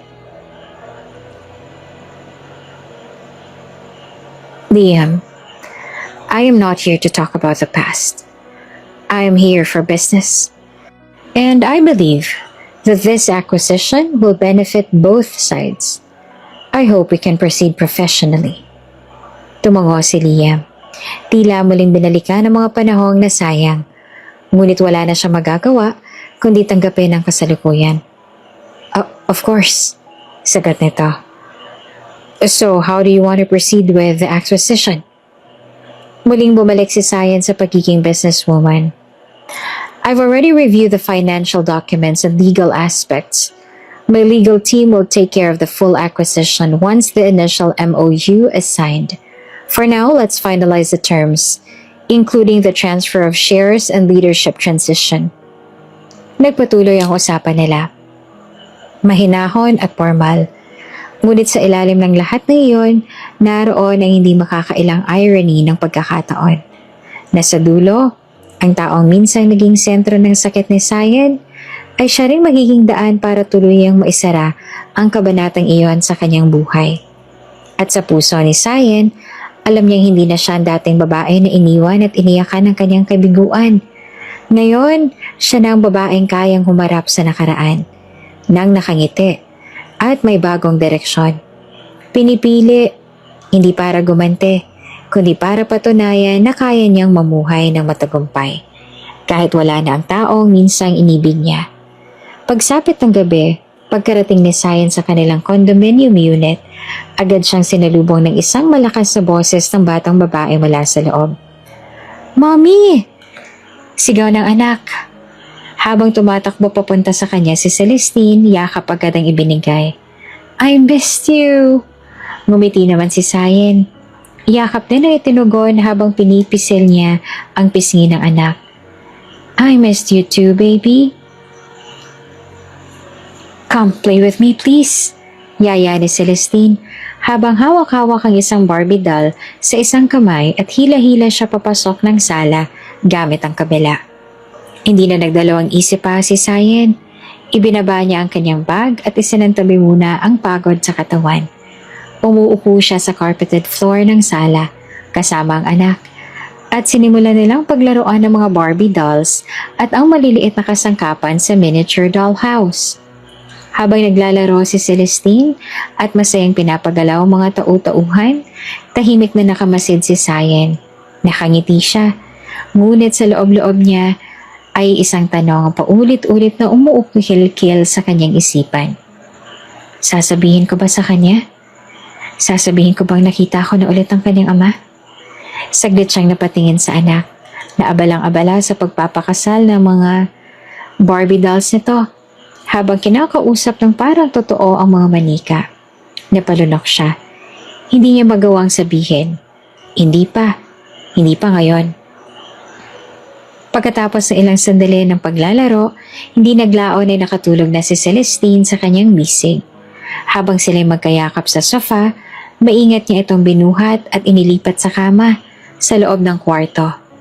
Tinakpan ang kumot at hinalikan sa noo. Pagbalik niya sa sala, kinuha niya ang cellphone at tinawagan ang kanyang mga magulang. Pagkasagot pa lang ng tawag, agad na nagsalita ang kanyang ina. Anak, we're so sorry.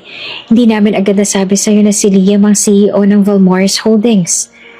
Tumango si Sayen kahit hindi siya nakikita sa kabilang linya. It's okay, Mom. Ayos naman ang lahat. Kalmado kami nakapag-usap. Hindi na rin ako galit. Maya-maya napatigil siya sandali bago muli nagsalita. Pero may itatanong ako. May alam ba kayo kung bakit bumagsak ang kumpanya ni Liam? May narinig akong balita pero hindi malinaw. Muling nagkaroon ng katahimikan sa linya bago marahang sumagot ang kanyang ama. Kami ang may gawa, Sayen. We pulled strings. Inalagaan namin mapunta sa iyo ang lahat ng opportunities para makuha ang kumpanya. Hindi namin kayang palampasin ang ginawa niya sa'yo noon. We wanted justice. O siguro, gantimpala? Napapikit si Sayen. Hindi niya inaasahan ang revelasyong iyon. Pero sa isang banda, hindi rin siya lubos na nagulat. You didn't have to do that. Bulong niya. Pero thank you. I know you just wanted to protect me. Always. Sagot ng kanyang ama. We love you. Pagkatapos ng tawag, dahan-dahang ibinaba ni Sayen ang cellphone sa mesa at lumapit siya sa malawak na bintana ng kondo at tumitig sa labas. Sa ibaba, tanaw ang mga ilaw ng lungsod, mga kotse, gusali at ang buhay ng mundong patuloy na umiikot. Huminga siya ng malalim. Ngayon, ang tanong ay hindi na kung paano niya haharapin si Liam. Tapos na yon. Ang tanong ay, paano niya sasabihin sa kanyang anak na nakita niya ng muli ang ama nito? At kung sasabihin niya man, handa ba siya? O baka siyang hindi pa handang harapin ang mga sagot ng bata? Nakaupo si Sayen sa head ng mahabang mesa. Habang hawak ang mga dokumentong nilagdaan kanina, sa harapan niya, nasa kabilang dulo si Liam. Seryoso at tahimik. Kakatapos lamang ng pagpirma at opisyal nang nailipat ang kumpanya sa kanyang pangalan. Pumasok ang legal counsel na magkabilang panig upang kumpirmahin ang finality ng lahat. Nakaayos na ang lahat ng papeles. Pumirma na ang mga kinauukulan. Ipinasa na rin ang susi at access codes. Tumayo si Sayen. Pinanatili ang profesional na ngiti sa mga labi. Inaabot niya ang kanyang kamay para makipagkamay. It was nice dealing with your team, Mr. Valmores. Everything went smoothly. Saglit na natigilan si Liam bago nito na tinanggap ang kamay ni Sayen. May bakas ng lungkot sa mga mata nito. Mabagal din na tumango si Liam bago nagsalita. Congratulations, Sayen. You deserve this. Tumango lamang si Sayen at hindi na nagsalita pa. Isa-isang nagsialisa ng mga legal representatives at advisors nila. Naiwan sa conference room ang dating mag-asawa, tsaka biglang nagsalita si Liam. Sayan, wait. Pwede ba tayong mag-usap? Lumingon si Sayan sa pinto. Nasa labas na ang lahat. Tumango siya. Sure, I have few minutes. Tumayo si Liam mula sa kinauupuan nito. Lumapit sa kinatatayuan ni Sayan, pero nananatili ang distansya. I want to say sorry sa lahat. I know I've hurt you. Hindi ako naging mabuting asawa. Hindi ko pinahalagahan kung anong meron tayo noon. I was selfish, arrogant. I thought success was everything. Tahimik si Sayan. Pinagbasa niya ito. Hindi na ito ang Liam na dati niyang kilala. Hindi na ang lalaking punong-puno ng yabang at kontrol. Sa harap niya ngayon ay isang taong mukhang pagod, nagkamali, at nagsisisi. Halatang pinipigilan nito ang emosyon. I regret everything, especially letting you go. You didn't deserve what I did to you. Dahan-dahan namang ngumiti si Sayan. Hindi iyon ngiting masaya, hindi rin galit. Isa iyong ngiti ng isang taong matagal nang nakabangon. It's okay, Liam. Tapos na yon. Naitawid ko ng sakit. I've already made peace with everything that happened. Let's not dwell on it anymore. Bahagyang napayo ko si Liam. Tumango, pero halatang may bigat pa rin sa dibdib. Do you hate me? Napaisip si Sayan bago sumagot. Tumingin siya sa mga mata nito. No, I don't. Maybe before, yes. But now, no. Because hating you would mean giving you power over me again. And I've already taken that back. You've changed. I had to. Pain changes people. But in my case, I think it made me better. Tahimik, walang salita. Saka muli nagsalita si Sayan. Malumanay ngunit matatag. I didn't buy this company to prove something. I bought it because I believed in what it could be. Even after you lost it. Hindi dahil gusto ko nang gumente. I'm no longer that woman na kailangang ipaglaban ng sarili sa harap ng taong minahal. Pero sinaktan. Pilit itong umiti sa kanya. And I guess that makes you stronger than me. You'll be okay. We'll both be okay. We just have to walk different paths now. Tumango si Liam. Bagaman bakas ang lungkot sa kanyang mukha, para bang sa sandaling yon, sakala niya lubusang nakita kung sino na si Sayan ngayon at kung gaano siya nawala sa kanya. Pagkatapos ng ilang segundo ay nagsalita siya. I have to go. My daughter's waiting. Napatingin si Liam sa kanya. Bahagyang nagulat, pero hindi na nagtanong pa. Take care, Sayan. You too, Liam. Tumalikod si Sayan at lumabas ng conference room. Iniwan si Liam sa loob mag-isa. Tahimik at tila binabalikan ng mga alaala ng nakaraan. Habang papalayo si Sayan, magaan ang pakiramdam niya. Hindi siya nanalo para ipamukha ito sa kanya. Nanalo siya dahil pinili niyang bitawan ang lahat at magsimulang muli sa sarili niyang paraan. Matahimik ang buong lobby ng bagong headquarters ng kumpanyang kamakailan lang ay nakuha ng ni Sayan. Mataas ang kisame. Makintabang marmol sa sahig. Nakatayo si Sayan sa tabi ng anak. Si Celestine naman, habang pinagmamasa ng paligid. Malalaki ang mga mata ng bata. Punong-puno ng paghanga. Hinawakan nito ang kamay ng ina. Sabay lingon pataas. Wow, Mommy! Sabi ni Celestine na namamangha. Sa atin po ba talaga to? Ngumiti si Sayan. Bahagyang yumuko at hinaplos ang buhok ng anak. Yes, anak. Pag-aari na natin ito ngayon. Sabi niya na may halong tuwa at pagmamalaki sa boses. Biglang tumili si Celestine sa tuwa, tsaka tumalon-talon habang umiikot-ikot sa malawak na lobby. Natatawa siyang pagmasdan habang kumakaway sa mga receptionist. at ilang mga empleyado na nakatinging bumabati sa kanila. Wow, ang laki-laki po! Parang kaso, sigaw ng bata. Parang gano'n na nga, natatawang sabi ni Sayen.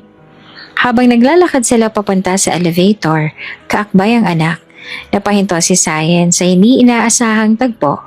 Sa di kalayuan, papalabas mula sa isang hallway si Liam, ang dati niyang asawa, at ang lalaking matagal niyang hindi nakita nang harapin niya ang panibagong yugto ng buhay niya. Natigilan si Liam nang mamataan sila. Nanigas sa mga balikat nito at agad na tumuon ang paningin sa batang kasama ni Sayen. Parang may kung anong kilalang pakiramdam na gumuguhit sa kanyang dibdib. Halos hindi siya makagalaw. Napahinto rin si Celestine. Hindi alam kung bakit pero parang bigla siyang natahimik. Tinitigan niya ang lalaki na bakas pa rin ang gulat at pag-aalangan. Dahan-dahang lumapit si Liam sa kanila.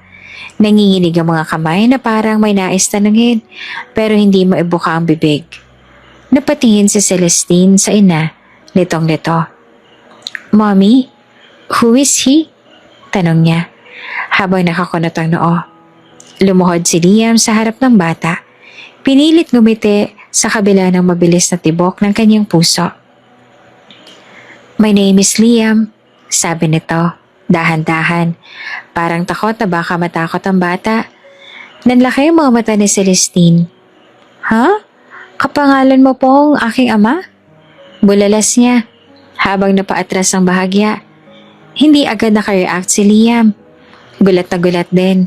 Halos mapahinga siya ng malalim habang nilingon si Sayen. May tanong sa mga mata. Para bang sinasabi, totoo ba to? Ngunit tumango lamang si Sayen bilang kumpirmasyon. Huminga ng malalim si Sayen bago muling lumapit sa anak. Celestine, sabi niya, banayad. Anak, siya ang ama mo. Muling napalingon si Celestine kay Liam. Parang hindi ito agad makapaniwala. Pero may kakaibang ningning sa mga mata niya. Ilang segundo lang lumipas ay bigla siyang yumakap sa lalaki. Masaya po ako makilala kayo, Daddy. Bulong niya habang mahigpit na yakap ang ibinigay sa dating estranghero. Nananatiling nakaluhod si Liam, pero para bang gumuho ang mundo sa paligid niya. Hindi niya napigilang mapaluha. Hindi niya akalain na ang araw na ito, ang araw na dapat itong ko lamang sa negosyo, ay magiging araw ng muling pagkakakilala. Sa anak niyang hindi niya alam na meron siya. Tumingin siya kay Sayen, naghahanap ng katiyakan, at tinugon siya nito ng isang tahimik na tango. Simula nang makilala ni Celestine ang kanyang ama, binigyan ni Sayen ng pagkakataon si Liam na gampanan ng papel na matagal na nitong naiwan, ang pagiging ama sa kanilang anak. Hindi ito naging madali para sa kanya, pero alam ni Sayen na karapatan ni Celestine na makilala at makasama ang sariling ama. Gusto niyang lumaki ang kanyang anak na walang puwang sa puso nito ang sama ng loob. Ang pakiramdam na inagawan siya ng pagkakataong makilala ang taong bahagi ng kanyang pagkatao. Ngunit hindi ibig sabihin nito ay may babalik pa sa dati. Walang pagbabalik. Walang panibagong simula sa kanilang dalawa. Para kay Sayen, sapat na ang ginugol nilang alaala noon. Masaya man o masakit. Habang pinagmamasan niya ang mag-ama mula sa malayo, naramdaman niyang lumuwag ang dibdib niya. Sa unang pagkakataon, nakita niya ang tunay na ngiti ni Celestine habang nagkakwento kay Liam. Hawak-hawak ang kamay nito habang nagpapakita ng drawing na ginawa niya sa school. Nang magkaroon sila ng pagkakataong mag-usap ni Liam, habang abala si Celestine sa pakikipaglaro sa secretary nilang si Isa, si Liam ang unang nagsalita. Bakit hindi mo agad sinabi sa akin? Tanong nito. Hindi sa galit, kundi sa lungkot. Na may anak pala tayo. Napalingon si Sayen. Saglit na nagbuntong hininga. You can't blame me, Liam. I was deeply hurt. You left me with nothing but broken pieces. Tumango si Liam. Tila tinanggap ang bigat ng kanyang pagkukulang. I know. I'm sorry. I don't deserve any of this. But still, Thank you. Napakunot ang noo ni Sayan. Thank you. Thank you for letting me see her. For giving me a chance to know her. She deserves it. Sagot ni Sayan. I'm not doing this for you, Liam. I'm doing this for Celestine. Because she deserves to have a father in her life. A good one. Tila tinamaan si Liam sa mga salitang yon. Hindi ito nagalit. Bagos ay napalunok na lang bigla at muling tumingin sa direksyon ni Celestine. I still hope, patuloy ni Sayan, that you'll be a good father to her. Because she deserves a good father, Liam. Muli siyang tumingin sa babae. Mas seryoso na ngayon ang kanyang mukha. I will, sabi nito, buong paninindigan. I promise, Sayan, I'll be a good father to her. I may have failed in many things, but I won't fail her. At sa unang pagkakataon kahit papaano, may kapayapaang gumapang sa puso ni Sayan. Hindi para sa kanilang dalawa, kundi para sa batang labis niyang minahal, para kay Celestine. Sa isang eleganteng restaurant sa lungsod, naganap ang muling pagkikita. Payapa ang paligid. Malambing ang musika sa background at tila ang buong ambience ay naghahanda para sa isang mahinahong pag-uusap ng nakaraan. Nasa tapat ni Sayan at ni Celestine ngayon si Doña Cleta. Matagal na rin hindi nila nakita. Maayos ang ayos ng ginang. Suot ang isang klasikong beige na bestida, ngunit hindi ito ang unang napansin ni Sayan, kundi ang kabang halata sa kilos nito.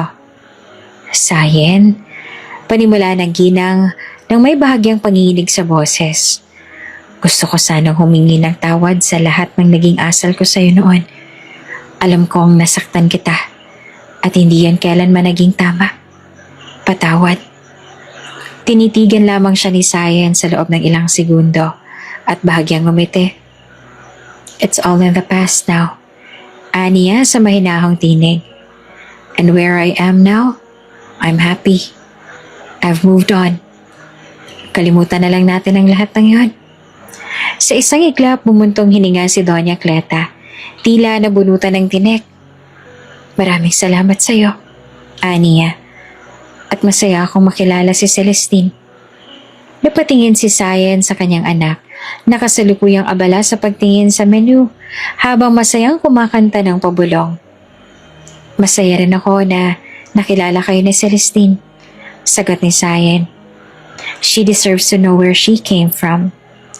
Pagkatapos, tinawid niya ang kanyang tingin kay Doña Cleta at sa anak nitong si Liam. Weeks from now, dugtong niya, babalik na kami sa Europe. May mga bagay pa akong kailangang asikasuhin doon. At doon na rin kami maninirahan. Bahagyang nalungkot ang mga mata ni Doña Cleta. Ngunit ngumiti ito at tumango.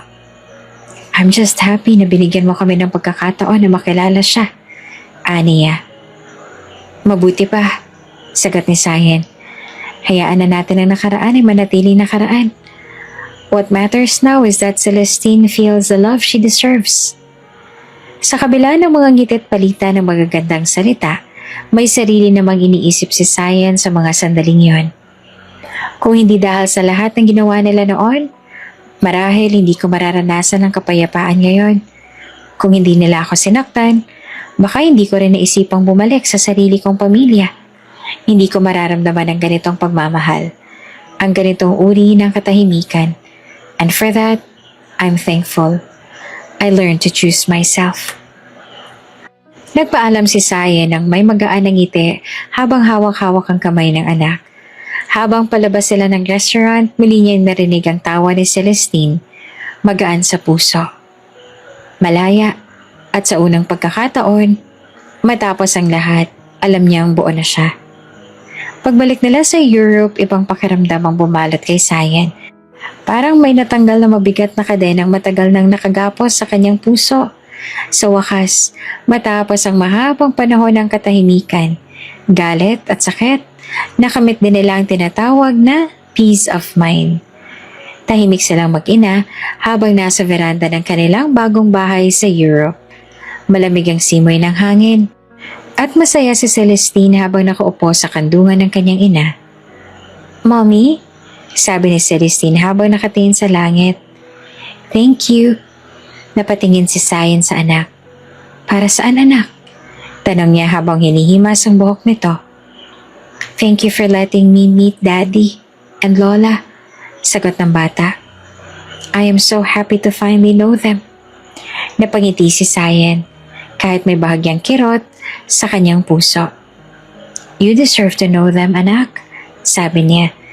You deserve a family. Kahit hindi man naging perpekto ang nakaraan. Tumango si Celestine at sa inosente nitong tinig muli ito nagsalita. Thank you for everything, Mommy. Kahit masakit yung ginawa nila sa'yo, pinili mo pa rin patawarin sila. Ang bait mo, Mommy. I love you. Mahigpit na niyakap ni Saya ng anak. I love you more, Celestine. Ilang araw lang matapos ang bonding nila ni Celestine, kinausap ni Sayan ang kanyang mga magulang. Maingat niyang ikinuwento ang lahat ng nangyari sa Pilipinas. Ang pagkikita nila ni Liam, ang muling pagharap kay Doña Cleta, at ang kanyang desisyon na patawarin ang mga ito. Hindi naman makapaniwala ang kanyang ama't ina. Anak, nagawa mong patawarin sila? Sa lahat ng sakit na dinanas mo dahil sa kanila? Tanong ng kanyang ina. Bakas ang pag-aalala sa boses nito. Tahimik lang si Sayin sa simula. Pagkatapos ay napatingin siya sa kanila. Mahina ngunit buo ang tinig. Dahil ayokong manatili ang galit. Ayokong yun ang ipamana ko sa aking anak. Gusto ko lang na magpatawad. Kalimutan ang lahat. At mag-focus sa kanya. Sa anak ko, sa kumpanya, at sa bagong simula namin. Napatango ang kanyang ama. Habang ang kanyang inay tahimik na napaluha. Labis ang pag-aangang naramdaman para sa anak nilang naging mas matatag kesa kailanman. At sa bawat araw na lumilipas sa Europe, mas ramdam nila ang katahimikan. Mas naging masaya si Celestine. Mas naging buo si Sayin. Hindi man naibalik ang nakaraan at hindi rin kailangan pang balikan iyon sapagkat sapat na ngayon ang bagong simula. Hindi inaasahan ni Sayin ang tawag na iyon mula sa Pilipinas. Habang nakaupo siya sa opisina, nakatanggap siya ng mensahe mula sa isang pamilyar na numero. Isa sa mga tauhan ng pamilya ni Liam. May kaba sa kanyang dibdib habang sinagot niya ang tawag. Hello? Ma'am Sayin, si Sir Liam po. Nasangkot sa isang aksidente. Sandaling nanlumo si Sayin. Anong klaseng aksidente? Car accident po, ma'am. Sa kasamaang palad, he died on the spot. Para bang biglang huminto ang mundo ni Sayin, hindi siya nakaimik. Parang hindi niya alam kung ano ang dapat maramdaman. Hindi sila nagkabalikan ni Liam, pero hindi niya rin maikakaila ang lungkot at awa para sa kanyang anak, si Celestine, anak nila. Paano niya ipapaliwanag ito sa bata? Agad silang bumalik ng Pilipinas upang dumalo sa burol ni Liam. Tahimik lamang si Sayin habang hawak ang kamay ng kanyang anak na hindi mapigil ang pag-iyak mula nang marinig ang balita. Sa mismong burol, sinulubong sila ni Doña Cleta.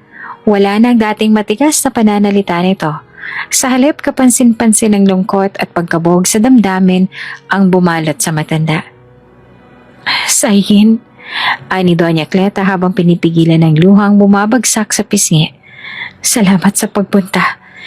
Batid ko masaya si Liam kung saan man siya ngayon dahil kahit papaano'y nabigyan siya ng pagkakataong maging ama sa kanyang anak. Bahagyang umiti si Sayin kahit hirap. Alam ko rin po iyon at masaya akong kahit papaano nakilala rin siya ni Celestine. Matapos ang ilang saglit, lumapit siya sa anak na nakaluhod sa tabi ng kabaong ng ama nito. Namumugto ang mata ni Celestine at tila hindi pa rin makapaniwala sa sinapit ng ama. Mommy, umiiyak itong lumingon sa kanya. Totoo ba wala na si Daddy? Lumuhod si Sayin sa tabi ng anak. Mahigpit niyang niyakap si Celestine. Oo anak, pero tandaan mo, kung nasaan man si Daddy ngayon, sigurado ako masaya siya. Dahil nakilala ka niya. Dahil kahit sandali, nakasama ka niya. Bakit po siya nawala agad? Umiiyak na tanong ni Celestine. Hinaplos ni Sayin ang buhok ng anak. Hindi natin hawak ang buhay, anak. Pero ang mahalaga, Alam niya kung gaano mo siyang kamahal. At kahit wala na siya, andito pa rin naman ako. Hindi kita pababayaan. I promise. Mahigpit na yumakap si Celestine sa ina. Thank you, Mommy. Napapikit si Zain habang niyiyakap ang anak. Wala na si Liam, pero nananatili ang pangakong hindi niya hahayaang maramdaman ng anak na kulang siya. Siya ang ina, at siyang tatay na rin ngayon. Mainit ang araw, ngunit tila mas malamig ang hangin sa paligid habang unti-unting bumaba ang kabaong ni Liam sa hukay. Ang paligid ay puno ng katahimikan. Tanging ang hikbi ni Celestine ang maririnig sa pagitan ng pagdasal at salitang pamamaalam. Nakahawak siya sa kamay ng kanyang ina, pero sa bawat paglapag ng lupa sa kabaong ng kanyang ama, mas lalong hindi niya napigilan ang mga luha. Yumuko si Celestine sa gilid ng hukay. Pinapanood ang bawat dakot ng lupa na ibinabagsak ng mga grave digger. Daddy, ani ang karalgal ang boses. I'm sorry po kung di tayo nagkasama ng matagal, pero salamat kasi kahit sandali nakilala ko po kayo. Lumingin siya kay Zain, huminga ng malalim at muling tumingin sa ilalim. Promise ko po, Daddy, magiging mabuting bata po ako. Magpapakabait ako kay Mommy at mag-aaral po ako mabuti. Magiging mabuting tao po ako hanggang sa paglaki, pangako po yan. Dahan-dahan siyang niyakap ni Zain mula sa likod. Mahigpit bilang pagsalo sa lahat ng lungkot na dinadala ng kanyang anak. Hinaplos niya ang buhok ni Celestine at tinalikan sa sentido. Tama na muna, anak. Mahina niyang wika. Naririnig ka ni Daddy. Sigurado ako masaya siya sa mga sinabi mo. Patuloy pa rin sa paghikbi si Celestine, ngunit pilit niyang pinipigilan ang sarili. Tiningnan niya ang kanyang mommy. Mommy, bakit ang sakit? Hindi agad nakasagot si Zain. Sa halip ay napatingin siya sa hukay. Sa kahong unti-unti nang natatabunan ng lupa. Sa isip niya, nagsimula nang magpaalam. Liam, mahirap man. Ito nang huli nating pagmamaalam. Maraming sakit ang iniwan mo. Maraming tanong na hindi mo nasagot. Pero salamat pa rin. Sa pagbabalik mo kahit sa huling sandali. Sa pagbibigay mo ng pagkakataon kay Celestine na makilala ka. Hindi mo man siya lubos na nakasama. Pero binigyan mo siya ng alaala na hindi niya makakalimutan. Ako nang bahala sa anak natin. Pangako ko, ibibigay ko sa kanyang maayos sa buhay. Masaya, payapa at buo. Hindi man kompleto sa pisikal, sisiguraduhin kong hindi niya mararamdaman ang kulang. Ako nang bahala sa kanya, Liam. Tahimik na dumaloy ang luha ni Zain sa kanyang pisngi habang iniabot ang panyo kay Celestine. Halika na anak, sabay tayo magpaalam sa daddy mo. Tumango si Celestine. Pinunasan ang kanyang luha at sabay silang lumapit sa mismong gilid ng hukay. Nagdasal sila ng tahimik. Nagsindi ng kandila at tuluyang iniwan sa lupa ang peraso ng kanilang nakaraan. Habang lumalayo sila sa sementeryo, walang salitang binitawan si Zain. Pero sa puso niya, buo ang paninindigan. Hindi na siya lilingon pa sa sakit ng kahapon. Ang mahalaga ngayon ay ang pagharap sa bukas, kasama ang anak niya, kasama si Celestine, na kahit bata pa'y nagsimulang maging matatag, matapang at puno ng pag-asa. At sa ilalim ng araw na sumisikat, alam ni Zain, isang bagong yugto ang bubuksan nilang mag-ina. Habang sila'y naglalakad sa sementeryo pabalik na sa kanilang sasakyan, bigla na lamang may isang lalaking nabundol ni Zain nang hindi sinasadya. Bahagyang natumbang dalang bukay ng lalaki. Kumalat sa sahiging ilang puting bulaklak. Ay! Gulat ni Zain na agad na umatras. I'm so sorry. Ako na po. Sabat ni Celestine sabay pulot ng ilang nalaglag na bulaklak. Maingat niyang inayos sa mga ito tsaka iniabot pabalik sa lalaki. Here po. Ngumiti ang lalaki. Isang malalim ngunit banayad ng ngiti na halos makapigil hininga. Salamat. Anito na tumango sa mag-ina. Doon pa lang napansin ni Zain ang mukha ng binata. Napakorap siya. Matangkad, maayos manamit. May suot na manipis na coat at may bitbit na card envelope. Ang mga mata nito ay mapagmasid pero kalmado. Ang buhok ay bahagyang magulo sa hangin pero tila natural lang sa kanyang kagwapuhan. Halos hindi siya makahinga sa ilang segundo. Parang eksena mula sa pelikula. Pasensya na ulit, sabi ng lalaki at muling tumango. Have a nice day. At saka ito lumakad palayo. Tahimik lang si Sayin. Sinundan niya ito ng tingin habang papalayo. Isang bahagi ng isipan niya ang gustong tawagin itong muli. Tanungin kung okay lang ba talaga o kung may nasaktan ba sa pagkakabangga o kahit simpleng, anong pangalan mo? Pero nanatili siyang tahimik. Nasa kalagitnaan siya ng pagmumuni-muni nang biglang magsalita si Celestine habang naglalakad sila paalis. Mommy, bulong nito na nakatingin pa rin sa direksyong nilakaran ng lalaki. That guy is really handsome. Parang natauhan si Sayin, napatingin siya sa anak. Sabay natawa ng mahina. Yes, sagot niya habang umiiling-iling. He really is. Napatingin ulit siya sa likuran, pero wala nang lalaki. Isang ngiti ang bumakas sa kanyang labi. Hindi niya alam kung bakit, maaaring dahil sa isang segundong hindi inaasahang pagtatagpo, o baka dahil sa kakaibang kabog ng kanyang dibdib. Makalipas ang ilang linggo, muling bumalik ng Pilipinas sina Sayin at Celestine. Isang hiling mula sa batang nag-udyok ng kanilang pagbabalik. Mommy, can we visit Daddy's grave again? Tanong ni Celestine. Isang hapon habang pinapainit ni Sayin ang kanyang tsaa. I just want to tell him something. Walang pag-aatubili ang sagot ni Sayin. Of course anak, kung yan ang gusto mo. Nang araw na yon, nagpunta sila sa Memorial Park. Tahimik ang paligid. May iilang bumisita rin sa kanilang mga mahal sa buhay. Bitbit ni Celestine ang isang maliit na bouquet ng mga puting rosas. Paborito iyon ni Liam. Habang si Sayin ay dinala nito ng kandila at simpleng dasal sa kanyang puso. Ngunit paglapit nila sa puntod, napansin nilang may nauna ng tao roon. Sa kalapit na bahagi, isang lalaki, nakatayo sa harap ng puntod ng kanyang mahal sa buhay. May hawak rin itong bulaklak at tila nananalangin. Napatingin pa ito sa kanila. Napakunot ang noo dahil sa gulat. At pagkatapos ay ngumiti. Oh, it's you again. Sabi ng lalaki na tila nagulit ngunit natuwa sa muling pagkikita. Napahinto si Sayin. Nagtama ang kanilang mga mata. Sandaling katahimikan ang bumalot sa pagitan nila bago siya sumagot. Oh yes, it's us again. Muling ngumiti ang lalaki at bahagyang tumango bilang pagbate. Small world. I didn't expect to see you here. Nagpalitan sila ng ilang segundo ng katahimikan bago lumapit ng bahagya si Sayin. Hawak ang kamay ni Celestine. I'm Sayin. Mahina niyang wika, kasabay ng pag-abot ng kamay. And this is my daughter, Celestine. Tinanggap naman ito ng lalaki. Nice to finally know your names. Aniya. I'm Inigo. Inigo Valencia. Ngumiti si Sayin.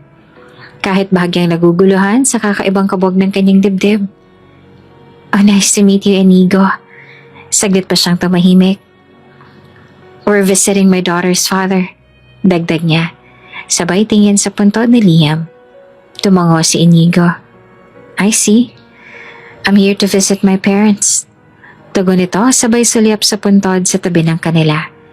Nagtamang muli ang kanilang mga mata. Sa pagkakataong ito, may kaunting katahimikan na mas magaan. Mas tahimik, ngunit puno ng hindi maipaliwanag na koneksyon. Walang halong pilit, walang plano. Ngunit pareho nilang alam na sa mga sandaling iyon, may bagong kabanatang marahang bumubukas sa kanilang mga buhay. Habang inaalala ni Celestine ang kanyang ama, habang nag-aalay si Inigo ng dasal para sa kanyang mga magulang, at habang si Sayin ay tahimik lang na pinagmamasdan ng dalawa, hindi niya mapigilang maisip na marahil ay hindi pa tapos ang lahat para sa kanya. Marahil may nagsisimula pa lamang. Kung bago ka pa lang sa channel na ito, mga kwento ni Ate Jane, Story Mo, Ikwento Ko, huwag kalimutang pindutin ang notification bell at subscribe button.